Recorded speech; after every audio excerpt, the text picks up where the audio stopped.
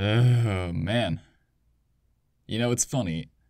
Every time I play this game, I need a little bit of a break after Chapter 5. It's some heavy stuff. And in making this video series, I felt the exact same way. But, now, it's time for us to start our journey anew. You can say goodbye to that jolly old lovable intro theme, Glorious Grandvale. Setting off into the second half of this game, we're now greeted by the grim and dire, When the Rush Comes. Everyone we know and love is dead now, right? There ain't nothing glorious about this. After Sigurd's death, Arvis went on to conquer Celeste and Leonster, unifying all of Yggdrasil under the Grandvale Empire's flag. Since then, 17 whole years have passed. In the years between, there was prosperity in Grandvale, and Emperor Arvis was loved by the people. But things have started to change, as Grandvale slowly moves towards a violent dictatorship. In Izok, King Danan, son of Langbalt, rules with an iron fist. His two younger sons, Johan and Johalvier, occupy the capital in Sofara, while Ganashire is ruled by the mighty Harold. But as we know, all hope isn't lost yet in Yggdrasil. In Tirnanog, Prince Shannon has grown into a fine young man, and is raising resistance against the Empire. Within their ranks is one known as the Scion of Light, the rightful ruler of Grandvale, and whoa, who's the babe, huh? Looks like Lucina. Within their ranks is one known as the Scion of Light, the rightful ruler of Grandvale, none other than Seliph, son of Sigurd and Deirdre.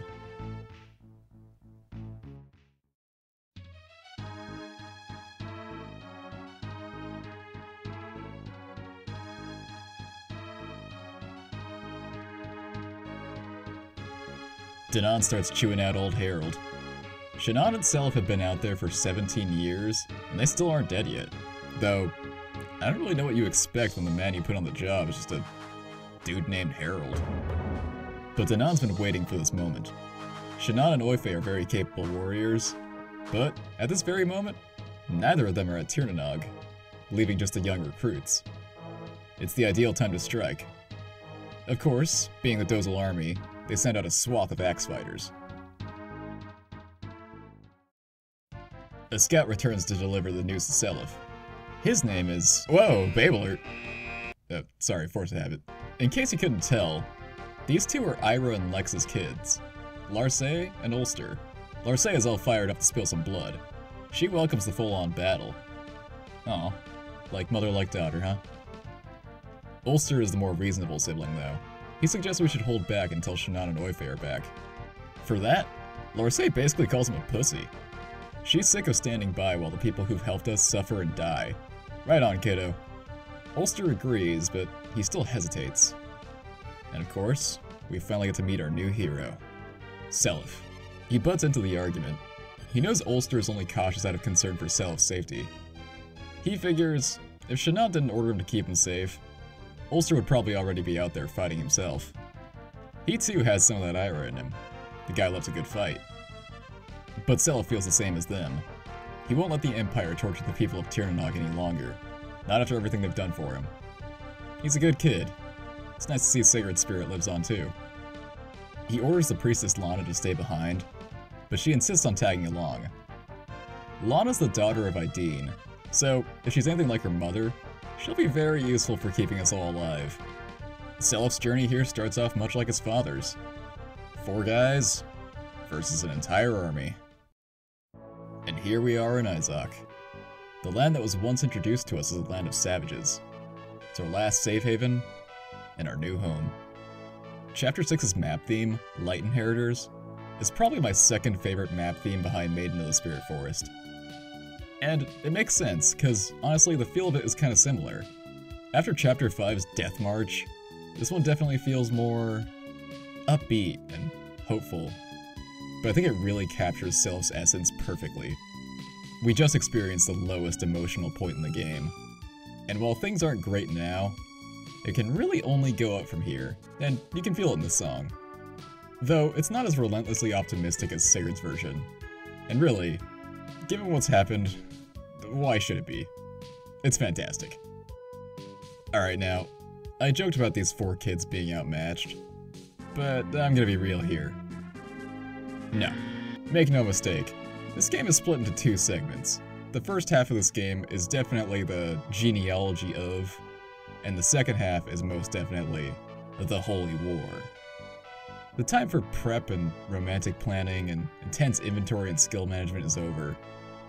Now it's time for us to see all of our plans come to fruition in a 6-chapter power trip.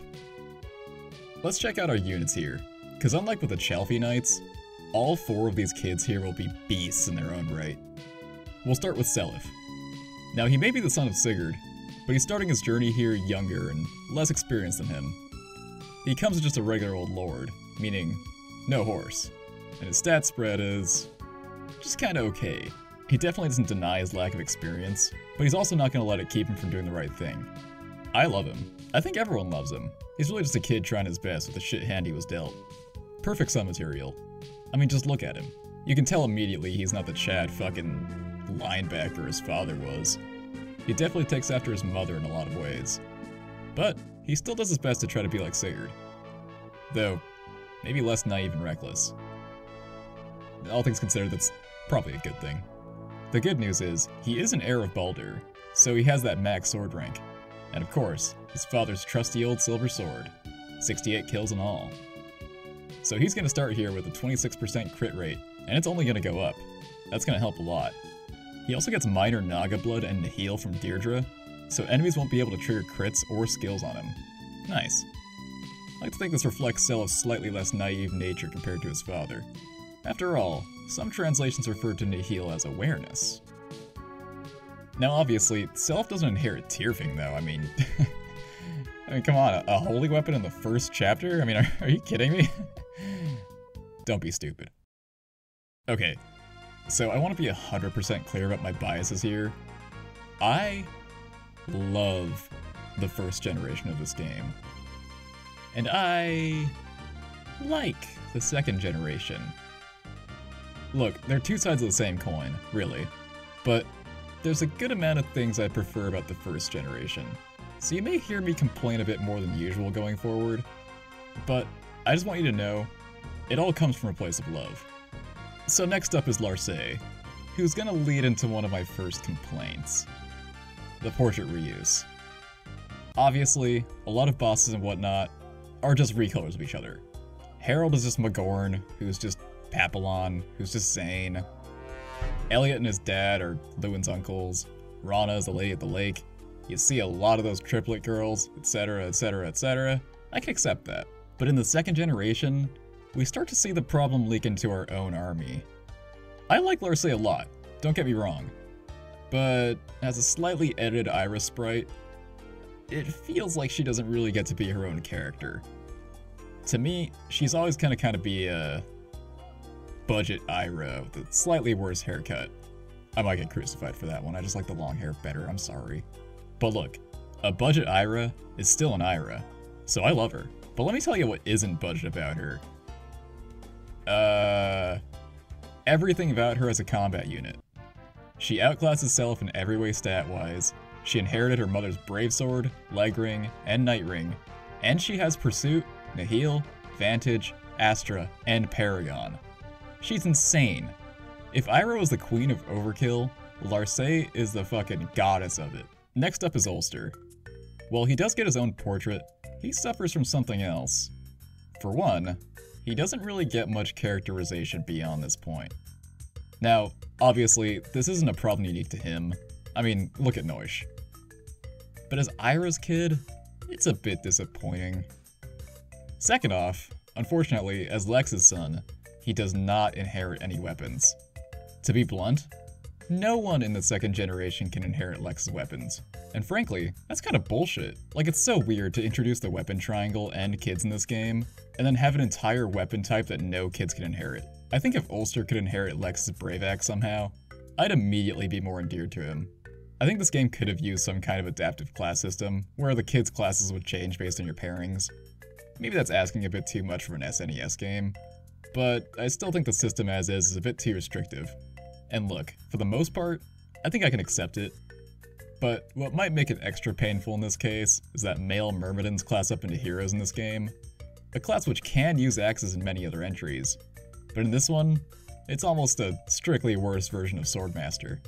So really, Ulster is just gonna end up being a almost identical, but slightly worse Larcey.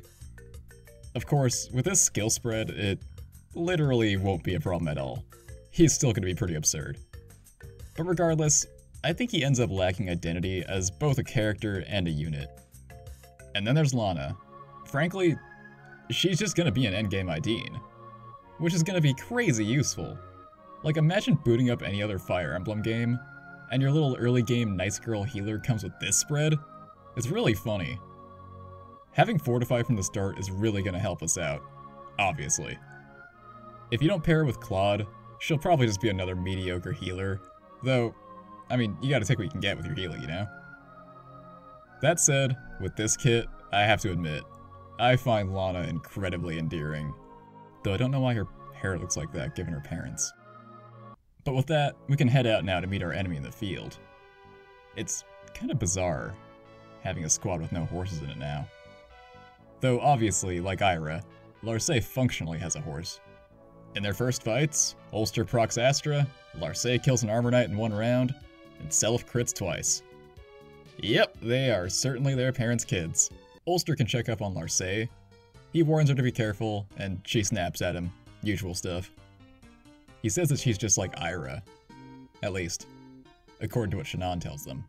Unfortunately, as we know, Ira and Lex didn't get to raise these twins. Oife took them with him to Izok at the same time as Seliph, before their parents had to meet their grim fates.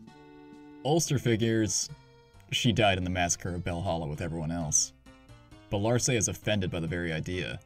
She thinks Ira is still out there somewhere. He apologizes, but frankly, I think he's right.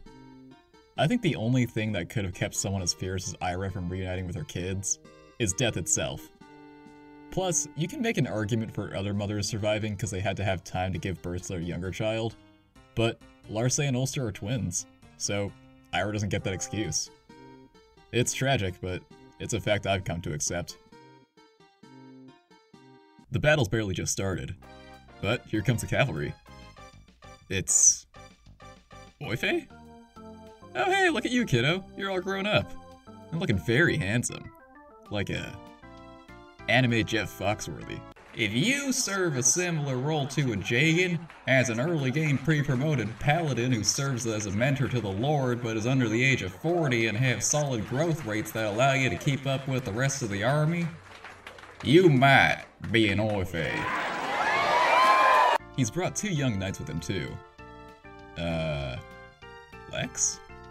No, that's, Lester. And Dermot. Lester is apparently Lana's brother. In other words, Ideen's son.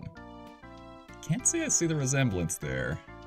But either way, they all agree they need to haul ass to protect Seliph and the gang. Oife is a level 15 paladin, so for a very short period of time, he will technically be the strongest character in the army, at least in terms of stats. He has Pursuit, Critical, an Armor Slayer, and a Javelin. It's an all-around practical set that pretty much covers all his bases. He'll never necessarily blow you away, but he's a good guy to have around. He really has grown into a reliable mentor, and it's great to see. Last time we saw him, he made Sigurd promise to come back for Seliph, and he never did. So the duty of raising Seliph fell to him instead. But for the sad-looking little kid he was, I think he's done a pretty damn good job. Now Dermot here is the son of Lachesis and Beowulf, so he comes with his father's Silver Sword and Paragon Band. Of course, he has Pursuit, Accost, and Charm, and the minor Hazul Holy Blood gives him an A rank in swords. So, essentially, he's a slightly better early game Beowulf. I'll take it. Though, I don't know if I can think of a single insightful thing to say about Dermot as a character. They call him the Charming Knight, but I mean, aside from his mandatory charm skill and radical haircut, I don't really see it, buddy, sorry. Oh man, and Lester. He's a bow knight, son of Claude and Ideen. Me and my girlfriend both paired Ideen and Azel on our first playthroughs, so we always ended up joking that it'd be really funny if, like, Lex just ended up cucking his best friend, even after wingmanning for him. Cause let's be real, Lester here looks nothing like Ideen. Apparently this discrepancy came from an idea in early development, where each specific pairing would have unique kids, but the concept was understandably scrapped. That sounds like a complete nightmare to implement. Though we also had this other theory, that he was actually just Azelle and Lex's magical little weird gay mpreg baby child. As you can see, Lester has an iron bow, and has inherited his father's holy staff Valkyria, capable of raising the very dead back to life. Or rather, it would be capable of that, if he could use staves. Oh, but thank God, he inherited his parents' skills too, which were, what was it again? Oh yeah, nothing! I'm gonna be blunt. I think Lester is fucking pathetic. There's really only 2 pairings that make him kinda bearable, but this one's just the worst, man, and there's plenty more like it. It just makes it seem like he's like this nerd who somehow thought he was too cool to use staves. So he tried to pick up a bow like his Crusader ancestor Allure. Like, pick your battles, dude. You have no skills and healer growths. Ideally, he could have been like a, I don't know, like a male troubadour or something instead, but again, just doesn't work that way. Intelligent Systems even went on to make a reference to Lester being useless in combat with Lackey Lester in Paper Mario 64. But don't worry, he's not just a bad unit. He's got even less going for him as a character than Dermot. He has one conversation this chapter with Lana that tells us almost nothing about his character, since it's mostly about their mother. And the rest of his conversations in the game, I shit you not, involve romancing his cousin. If you go to the family reunion to meet women, you might be a redneck. I'm not gonna let someone else fuck my cousin. You know, if anyone's gonna fuck my cousin, it's gonna be me out of respect, you know. No, I get it, yeah. This guy sucks. I don't know what they were thinking with him. Don't expect to hear much more about him in this playthrough. He's hitting the bench, and it's not even really a choice. I can't even pretend to make him useful. I'm sorry for so many reasons. If you made Lester your comfort character. But also, if you like a character I end up complaining about, I'd, love to hear your opinions on them in the comments. Like I said, people interpret these characters in a lot of different ways. I want to enjoy as many of these characters as I can, but some certainly make it easier than others. But anyways, as much as I've complained about this child system this chapter, look, I spent the last 3 videos gushing about how fun it is. So again, now it all comes from a place of love. It's still such a genuinely cool system. And maybe this is a hot take, but I'd say it's the only game in the series to do children characters properly in my opinion. Pretty damn impressive for their first outing with the concept. Like, FE7 is a prequel to FE6, so the kids of FE7 characters appear in FE6, but obviously they're totally separate games. They can't account for your pairings. Mind you, that's not a complaint. That would be like the most unreasonable complaint ever. But still, it's the next time we see playable parents and children in the series, so it does lack some of the satisfaction of FE4's all-in-one package. Awakening brings the system back in full force, but I'll be honest, the time travel element of it kinda takes away some of the weight for me. Like, the kids are here, but the parents are still young and beautiful and alive. It just feels a bit too clean to me. Plus, having them side by side really shows the second generation's power creep. Though, it's an interesting take on the FE4 story. It's like if Deirdre sent Loptier back in time to stop Sigurd from dying, but he loses his memory and becomes a self-insert. And then they make out. And Fire Emblem Fates brought kids back again, but look, Fates is a fun game and all, but it's not winning awards for doing just about anything gracefully. Look up how babies work in Fire Emblem Fates if you don't know. It's genuinely bizarre and fucked up. Anyways, we'll try and catch up our cavalry now. Though, it looks like we're handling these axe fighters just fine on our own. When Oife catches up with Seliph, he's relieved to see him safe. But Seliph is more concerned with the state of the world.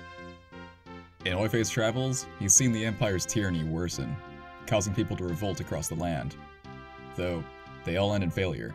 Seliph wants to help all of them, but as it stands, this ragtag group of freedom fighters in Izok is barely strong enough to stand up for itself. But hey, Seliph's cover's been blown now, so there's no point in turning back.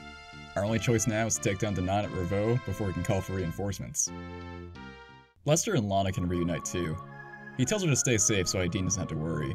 Like I said, Aideen got out relatively lucky compared to everyone else. She's the only one who survives the massacre of Valhalla without dying later, or being separated from her children by now.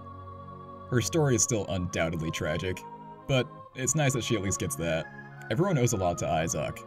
But more than that, these two want to win this fight, so their mother can finally return home to Jungbi after these long 18 years. That's a great little sentiment, Lester. But you can stay back, dude. It's fine. I think I trust Lana to do more damage than you just whacking people with her stabs. Anyways, this conversation gives Lana 1 luck. Okay. I can respect that they wanted Self to leave a different impression than Sigurd. Sigurd was the strongest out of everyone around him, while Self still has to be protected and relies on others. But this game isn't just gonna stop having huge maps. It's a core pillar of its design. Having an unmounted lord now will definitely, change the pace of the game for a little bit, to put it nicely. A lot of our army, especially Larcey, can kinda just charge past him. But unlike Sigurd, none of them can seize castles, so it doesn't exactly benefit us outright. You won't want Self lagging behind in levels, it's only gonna slow you down in the long run. So let's get him some kills where we can. If I were to play this game again, I probably would have given Sigurd the leg ring before the end of Chapter 5. There's really no way to finish these chapters efficiently with Self's default 6 movement. That said though, it's always appropriate to rush ahead for villages. Larcey visits this one northeast of Ganeshire, while the rest of us catch up. The old man will tell us about House Dozel's current family. With Lex and Langbolt dead, we're kind of out of the loop with the family drama. Danan's oldest son, Brian, is at Castle Dozel in Granvale, while the younger two, Johan and Johalvier, are here, defending Isaac and Safara Castle. They're apparently kind of weirdos about some girl in our army. Larcey. Yeah, so Danan is Lex's brother, Larcey is Lex's daughter. They're both thirsting over their own cousin. Now look, I know this one in particular is kind of circumstantial, but man, there's a lot of potential cousin thirst in the 2nd generation. I'm just warning you now. But he swears that neither of them are all that bad though. Incestual desires aside, I guess. So maybe they can join up with us. Self and Dermot head over to take down Harold and his knights. I want Self to get the kill though, so I let Dermot whittle him down with his iron sword. He gets a cost like 3 times, which is great, gives Self an easier time. But Dermot does take a fat hit from those 3 rounds. Thankfully, Lana is here, and she can heal any number of people from any range for as much as they need, so it's not a problem. But Self takes down Harold, and we have our first victory with the Tirnanog gang. We seize Ganeshire, and Self is immediately shocked by the state it's in. Danan's forces really tore the place apart, and then Self gets Lewin jump-scared. Ah! Hey, looking good there, old buddy. Dig the new MILF haircut. Self still tries to treat him with respect, as the King of Celeste. But I mean, come on now, it's Lewin. Lewin is no longer the peppy, light-hearted scoundrel we once knew, though. He's lost a lot after Celeste was taken by the Empire. He's feeling very sorry for himself these days, living out his life as a wandering bard once again, abandoning his country and family. He rants about how pathetic he is, about how his mother faced their country's doom on her own, while he lives out his days here like a bum. Bro, you're probably almost 40 now. Quit trauma dumping on this poor kid. He just thought you were cool because Oife said so, man. That said, he perks up a bit as he changes the subject. The revolution's finally started, and in Izok, the place where this all started. Though, Prince Shannon is still missing. He's out in the Yed Desert trying to find the Crusader Odo's blade, Balmung. Self is all worried for him, seeing as there's a big cultist fortress out there. But Lewin's just like, don't worry about it, dude. Anyways, do you want this orphan? This is Julia. I guess he found her wounded and alone years ago in Belhalla, and they escaped to Celeste before finding themselves here. But now he says he's gotta go get some milk in Leonster, and Julia would only slow him down. So I guess he'll just, let her slow us down instead. I guess. We're just, you know, resisting a massive empire with bounties on our heads. I'm sure it's safe. Apparently, she doesn't have any memories of what happened to her, so the poor girl's really got nothing to her name. The way Lewin treats Julia here is kind of scummy, but it's also kind of funny, and very Lewin. But let's be real here, he probably didn't do a very good job parenting anyways. I feel like he just found a poor autistic girl that glued herself to him out of desperation. He probably fed her exclusively Pop-Tarts and Capri Suns, never taught her how to socialize, and trauma dumped her on the reg. So, you know, maybe this will be for the best. Self's probably a much better influence on her than Lewin. Though Self does feel kind of bad that she'll be left with an army of strangers for a while. Is she gonna be alright? I mean, this girl is downright traumatized, man. She's seen some shit. Her whole character and her theme song is just like the sad emoji incarnate. But Seliph assures her, he may not be very strong, or very experienced, or very manly, or very smart, but he will protect her, no matter what, and liberate Yggdrasil and be just like his father. Except for the part where he tragically dies in Hellfire due to being overly trusting.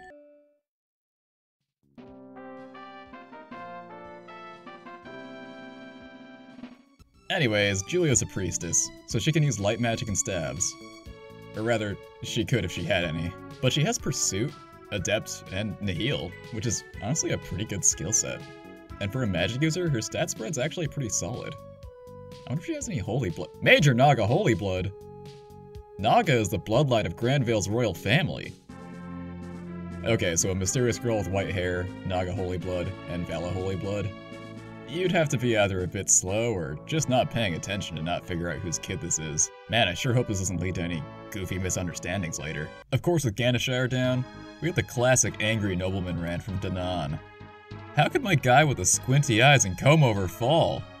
Idiot sons, get out there and finish the job. So, we're introduced to the Dingus brothers, Yohalvier and Johan. They both give the same spiel. How could father force me to fight my own cousin?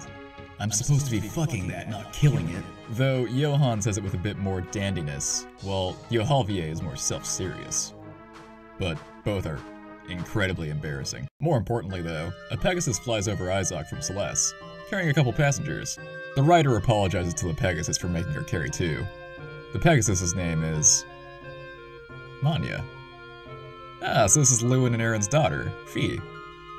Her snarky little mage companion makes fun of her for naming her Pegasus, but she threatens to throw him off if he keeps talking shit. This is Arthur. He's a bit of a free spirit. He tells Fee she can just drop him off here. He's heading over to Ulster. But Ulster is in Manster, all the way across the sea. But apparently he's not in a hurry. He's just, trying to reunite with his long-lost family who were taken away from him as a child, while he was abandoned in Celeste. Jesus. So nonchalant. Huh. Free-spirited mage, white hair, kinda ditzy, that hair swoop? This has gotta be Tale 2 Son for sure. Fee and Arthur have similar stories. Her brother's also been missing for a while. Though, unlike Arthur, they weren't separated by force. Her brother went off to find their father, so he could see their sick mother one more time before she succumbed to her illness. In other words, he was off in search for Lewin, with Aaron on her deathbed. I warned you this wouldn't have a happy ending. Lewin's really just been bumming it out all these years, and even adopted a new family while his wife died. That's rough, kiddo. Man, I swear, Lewin must have just like smelled his kid coming here to Izok, and then decided to make up this story about going to Leonster just so he wouldn't have to deal with it. Pay your fucking child support, asshole. Arthur apologizes for digging up bad memories, but she's okay with it. I mean, apparently he's been saying dumb insensitive shit the whole Uber ride here. Though their shared tragedy does bring them together, they've at least come to an understanding. So Arthur's off to find his sister. But what's Fee's goal? Well, she wants to join us. I guess Aaron told her kids bedtime stories about Sigurd and the gang, and they really inspired her. So when she found out that Sigurd's son was starting a revolution in Izok, she knew she had a duty to at least check it out. Arthur's still feeling pretty laid back, so he decides he might as well help out too while he's here. They agree to partner up for a bit. You know, considering what's happened in her life, Fee is a pretty upbeat character. I like her a lot. She's very energetic and quirky, but like, not to an exhausting degree, you know? Also, her hoop earrings are like super cute. I love me some big earrings. Very classic look. Gameplay-wise, she's a pretty standard Pegasus Knight, though she's really loaded up with a variety of weapons. Like her mother, she's not particularly strong, but with Pursuit, Adept, Critical, and her minor Forsetti Holy Blood, she should still definitely be able to get some work done. And you know, I kinda thought Arthur was gonna be another character I wouldn't have much to say about, but this introduction does actually characterize him pretty well as Tale 2 Son, albeit a bit lower energy than her. He's a bit dry, but I think he works well with someone like Fee. He's Azel's son, so he inherits his tomes and magic ring. In general, he's gonna be pretty similar in terms of gameplay to his father, but the addition of Wrath does add something of an X factor to him. Fee lands a critical in her first fight, freeing this village from bandits. Nice. As for Arthur, while he's here, I guess I might as well just send him to Sephara.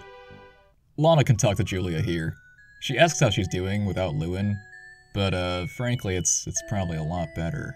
Selef's still worried about her, so Lana offers to help her with anything she needs. Though at the same time, she does kind of drop a little, hint, hint, nudge, nudge, make yourself useful here, with a men's staff.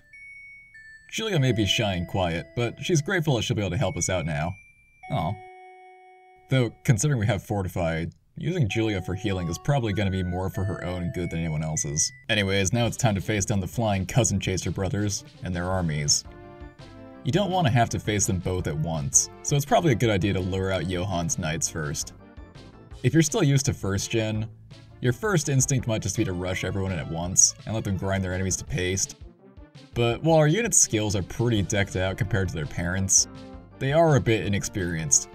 They haven't had any time to cultivate their actual stats yet, so don't let them get overwhelmed here. In the scramble, the self-proclaimed Johan the Invincible aims for Selef, and misses, taking 2 hits to the face.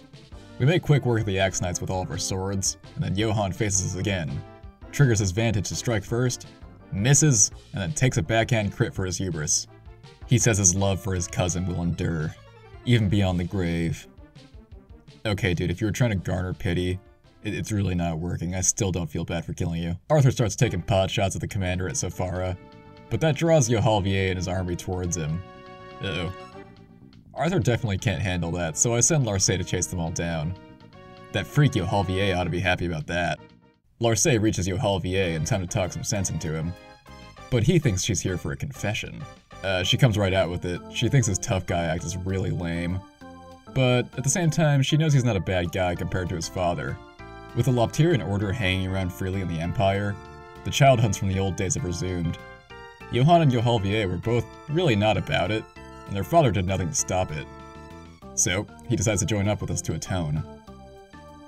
And also to simp for Larcey. I don't like Johan and Johalvier.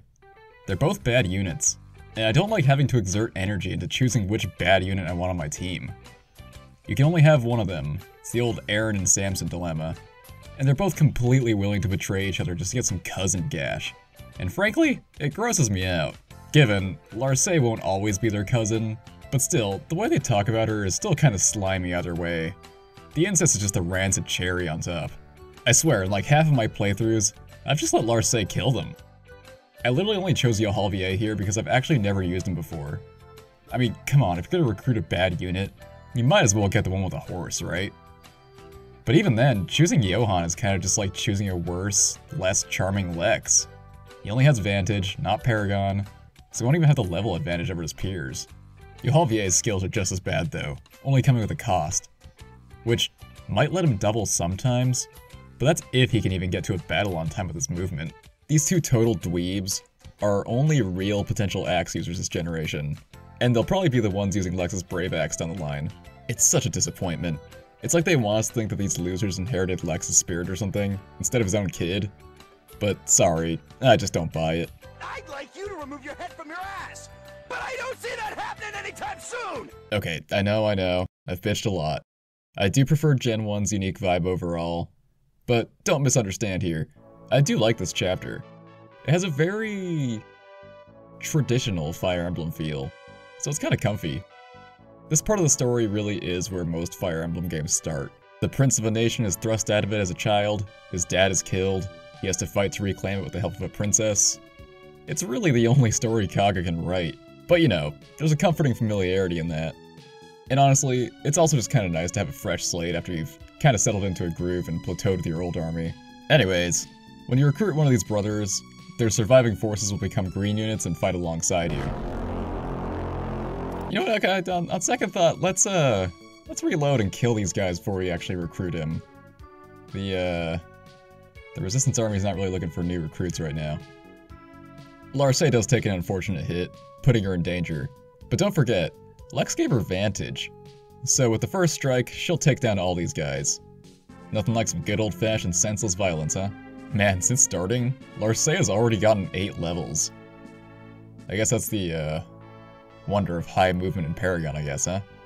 Luckily for Johalvier, he aims for Arthur instead, so we spare his life and recruit him again. Fee can introduce herself to Selef, and join the army officially. She tells him all about how excited she's been to join up, and help the cause like her mother did. But she also admits that she's hoping to find her brother along the way. Seliph obviously agrees to take her aboard. I mean, hey, the more the merrier, I say. The Resistance Army's not really looking for new recruits right now. With one of his youngest sons dead, and the other one defected to the ones who just killed him, Danon's natural paternal instinct tells him to call them useless, throw a tantrum, and send out another dude with a reused portrait to kill us. Danon's an asshole for sure, but considering how his sons probably talked about their cousin at the dinner table... I'm not gonna let someone else fuck my cousin. You know, if anyone's gonna fuck my cousin, it's gonna be me out of respect, you know? I get it. The villagers of Izok are really here to ride our dicks this chapter. They're all waiting for Shannon to find Balmung and take down the Empire single-handedly. I'd say it's unrealistic, but you know how these holy weapons get, man, I don't know. They also hail Sigurd as a hero here, which is great considering the fact that he died being reviled as a traitor by his own country. But now that the child hunts have resumed across Yggdrasil, they pray for the day that Self takes his rightful place on the throne of Grandvale. Little do they know, they're talking to the kid right now. Sorry. What, were you expecting someone taller? Someone with a pointier chin? They give him a skill ring though, which is nice. Another 5% to his critical rate. Schmidt's axe knights catch up to us. They're all armed with hand axes, which could get obnoxious. Thankfully, near the end of the last generation, we got Sigurd a wind sword, so Seliph has it now. While he can't quite kill these guys with it, it definitely helps whittle them down. Plus, while you can't really tell now, Seliph has a surprisingly decent 30% magic growth rate, thanks to his mom's Naga Holy Blood. Which isn't crazy, but honestly, it's kinda better than some mages I've used in this game. Schmidt comes at us too with a Brave Axe. Lex's Brave Axe. It's really nasty to think that Danon pillaged his own younger brother's corpse after the massacre of Belhalla, and passed it on to one of his loser generals like this. Anyways, Schmidt is way beyond our level, so obviously with the Brave Axe, he can hit us pretty hard. So be careful around him. The funny thing about Schmidt is though, if you take down most of his forces before him, he'll actually just start retreating like a little piss baby. Yeah, you better run. But anyways, Dermot takes down the last knight protecting Izok Castle, and we seize it. Of course, once again, everyone's happy to see us. Seliph's just happy to be nominated. And he couldn't have done it without the support of the common man. All that good stuff. It seems like House Chalfie and Izok have always had something of a connection. Back in the day, King Manannan and Byron had a great trust in each other's wisdom. Sigurd rescued Shannon and protected him from Grandvale. And now, Shannon has helped protect and raise Seliph. Since he was a kid, Seliph's always thought of Shannon like an older brother figure. And, all things considered, that's really sweet. With the capital of Izok reclaimed, it's our first major victory in our quest to retake the throne. So anyways, technically, there's a choice to be made here. Seliph can talk to Julia after seizing either Izok Castle or Sofara. Depending on which you choose, the reward will be different. Seliph checks up on Julia, and gives her a tome so she can help out around the army a bit more. If for some reason you went out of your way to capture Sofara, she would get Aura, the same tome Deirdre used. It has 20 might, so it's extremely powerful, but also 20 weight, meaning it'll severely slow down Julia. If you ask me, it's really not worth the extra power. By capturing Izok instead, she gets the 14 might, 12 weight Nosferatu, which is not only lighter, but it also drains enemy health to heal its user. I'm not gonna say this makes Julia unkillable per se, but it makes her a hell of a lot more sturdy and formidable. And honestly, since she'll be able to double more consistently with it, it's probably more damage overall too. Definitely the better option here. Anyways, if you don't catch up to Schmidt and take him out, he'll crawl all the way back to Ravo and replenish his whole army. Obviously, if you're trying to save time, don't let him do it. But if you don't care, want to get a bunch of EXP, and make the game a cakewalk, you can actually just grind him out here for a while. On one playthrough, I paired Lewin with Tailtew, so as soon as Arthur joined, he had Forseti. By the way, that's why that pairing is so crazy. Forseti on the first chapter, I'll just let you imagine. So I let him grind on these Axe Knights until he could class up into a Mage Knight, meaning I had a mounted Forseti user by the second chapter of the second generation. Definitely turns the game into a joke, if you're into that. Though of course, that's not what we did in this playthrough. Our Arthur now is much like his father Azel, which is to say, falling way behind. If he ever catches up, he can introduce himself to Seliph. They both agree they have a lot of work to do before they can live up to their parents, but they're both still trying to make the world a better place. You don't get anything from this conversation, and it's not particularly insightful, so I wouldn't worry about it. You probably won't see it unless you aim to capture Sofara, or waste time waiting for Arthur to catch up. Similarly, Lana and Self can talk if he captures Sofara, but it's mostly just him telling her to be careful because she's a non-combatant. Nothing really special, though she will gain some HP. Anyways, I don't think one round of Schmidt's reinforcements will put us too far behind, so I'll welcome the extra EXP. This is a solid place for Julia to grind actually. None of the regular Axe Knights can kill her in one shot, and a double Nosferatu will fully heal her back up. Nice. Thanks to her Vala and Naga Holy Blood, her magic growth rate is straight up 100%, so she's guaranteed to get magic every time she levels up. Obviously pretty useful for a mage. Julia and Fee whittle down Schmidt a bit, and then I have Yohalvier finish him off. He drops a Brave Axe for him. Might as well, no one else can use it anyways. Maybe it'll at least help him get through the arena later. And yeah, if you look at it now, it really is Lex's Brave Axe. 24 kills on it already, right where we left it. Yohalvier has dialogue for fighting his father. He tells him not to take it personally, but he's not going to help the Empire commit atrocities anymore. If I'm being honest, it's actually kind of raw, but I imagine Larsae or Ulster would have some choice words for him too, since they actually lived under his foot for 16 years, and are also related by blood. But look, I get it. Asking for stuff as minute as changing boss dialogue based on your ships is probably a bit much for a SNES game. Instead, I'll let Self take him on. After all, I never ended up letting Sigurd get his vengeance on Langbolt. It's more of a fair fight this time. Danan doesn't have Hellswath with him. Danan wants revenge for his father as well, but come on dude, you're beefing with the 17-year-old here. After all these years of tyranny, young Self will finally end Grandvale's grip on Izok, with one well-placed crit.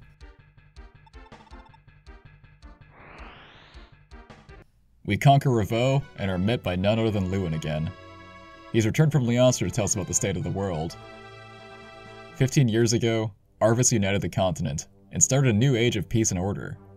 He laid down the law, but after the reign of men like Chagall, Langbolt, and Reptor, it was a major improvement. But a few years ago, the Empire changed into the bloody regime we know now, with the Lopterian child hunts running amok, and any hints of resistance crushed. It's the second coming of the Loptier Empire that plagued the land for 2 centuries. Self had no idea things were this bad. Apparently the child hunts aren't as common in Izok, thanks in part to Johann and Yohalvier. Credit where credit's due. Yggdrasil needs a savior, but every attempt at resistance has been thwarted. Until now, that is. With Seliph, the true firstborn prince of Grandvale freeing Izok, the world is now at a crucial turning point. He's brought hope to everyone, as the heir of St. Heim and the Crusader Baldur, son of Princess Deirdre and the tragic hero Sigurd. Sigurd spent his life helping people and forging friendships. We can't let all that go to waste now. We have to unite the Crusaders of the land, and finally overthrow the Empire. Seliph is almost speechless. It's a lot of responsibility for a kid his age. While he worries he may not be able to live up to his father's greatness, he perseveres anyways. There's no other choice. Our next goal? To travel to Leonster and help none other than our old buddy Quan's son, Leif. He started his own uprising, but has suffered heavy losses. Of course, we gotta help him. Maybe we'll find Shannon along the way too. Sounds like a fun little adventure for us, so let's be on our way.